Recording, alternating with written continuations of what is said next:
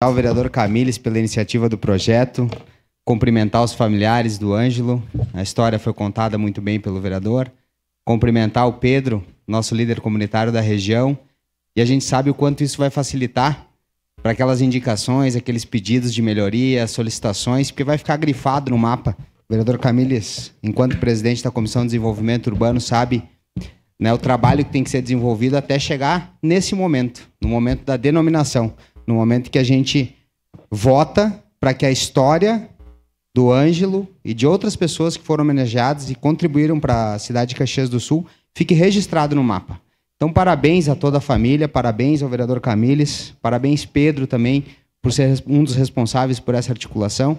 É nessa construção, é a partir do momento que nós temos a identidade reconhecida com a região, que a gente tem, de fato, avanços e melhorias, que a gente pode cobrar avanços e melhorias. Então, parabéns por esse projeto. No momento oportuno, votarei sim, com certeza.